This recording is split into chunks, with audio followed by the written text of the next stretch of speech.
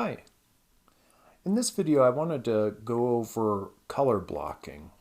In some of the assignments I've provided, I've given an instruction that the week before the assignment's due I'd like to see a blocked in version of the document, and I wanted to take a few minutes and just kind of explain what that concept is. So I have a couple of rough drawings here in Photoshop. It's actually the same sketch, but I just like two different parts of the sketch. I was thinking about having it be for a fictitious music festival in the summer. I was thinking this would probably be kind of similar to what you might have in a rough form for a poster that you're building. I just kind of guesstimated what a tabloid size poster would look like in terms of these little rectangles. So I drew in a couple of rectangles, and I'm just going to place this image into Illustrator a couple different times so that we have a couple of different ones to work with. Of course, you probably would have finished and picked one to go with. So if you're blocking things out and you know which direction you're going, then you're one step ahead of me. At this point, I'm not quite sure which design I like better, so I'm going to just go ahead and block in both and see what happens.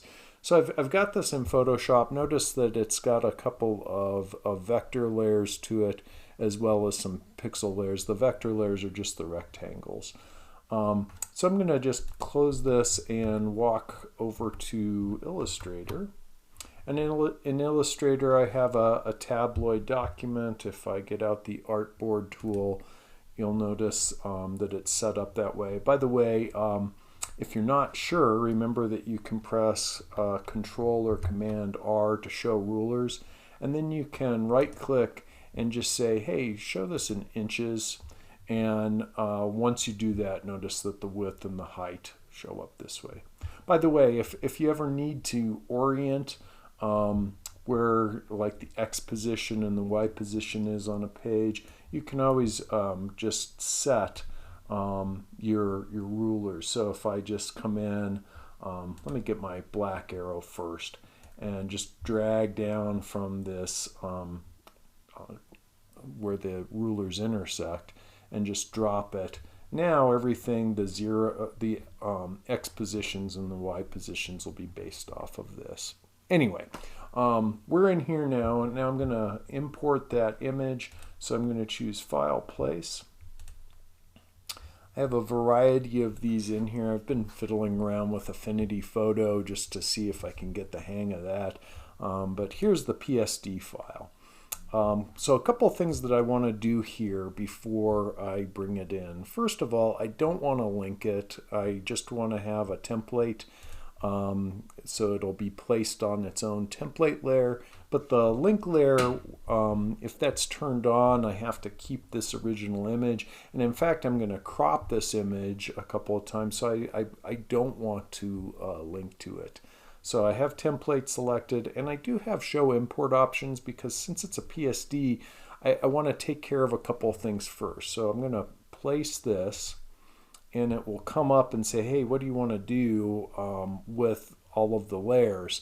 And I'm going to flatten the thing out. So this is important so that I can crop the image later. If yours is already prepared and it's coming in and it's a JPEG or something like that, you don't need to worry about this. But if you're importing something like a PSD file that has a few more bits of complexity to it, take the time to show options. So I'll just say OK to this. And it brings it in. Notice it's got a template layer up here. So if we zoom in up in the upper right hand corner, you can see that the template's there. I'm going to unlock that. And then let's move this around and kind of get it into position. So I have my kind of rough drawing here. And you know, I actually kind of like the way that this looks, just like that. That should be good. And at this point, I think what I want to do is just go ahead and crop this down. So if we look in properties, notice that one of the things you can do with just a pixel-based image is you can crop the image. Now again, I'm doing this with a non-linked image so that the embedded image gets altered. I don't want to alter the linked image. So I'm going to just choose crop image here. And it lets me have a little crop section here. And let's just kind of guess what I want. I'm going to go a little bit beyond the setup here. I think that looks pretty good. And then I'll just choose apply. And that chops this down. I can, if I want to scale this further, again, this is just kind of my rough drawing to get an idea for blocking. So I can make some adjustments as I'm fiddling around with this. And then once I'm happy with that, I'll go ahead and lock it. If I want to make a copy of this and do some other work with it, I could. So I could get out the artboard tool and either alt drag or option drag, and doing that, I say it's talking about hidden and locked layers. So of course my template layer is not locked or is locked at this point. So let's undo that. Let's try it one more time with that unlocked. So again, I'm holding down Alt or Option, depending on whether you're PC or Mac. You can see it has makes a duplicate of it that way. And if I want to do, let's do another one. But this time I'm gonna go ahead and Alt copy this, and I'm going to not have that layer copied with it, right?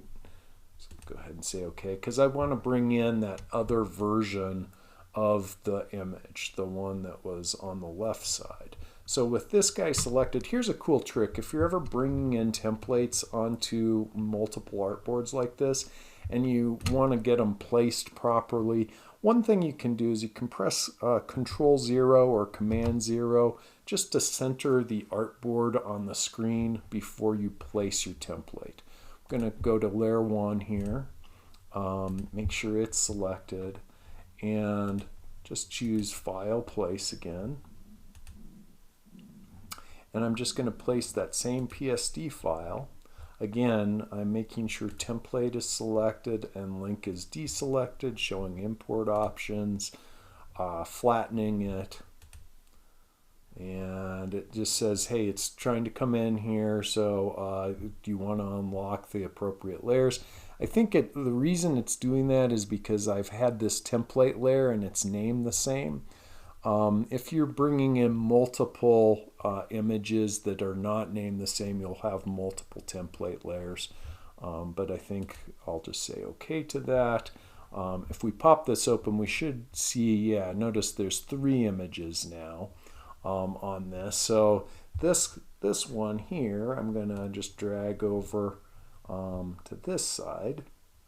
And let me pull back just a little bit.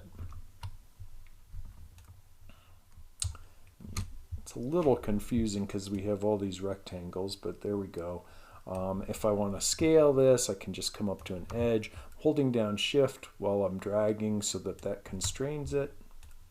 Just kind of get this positioned.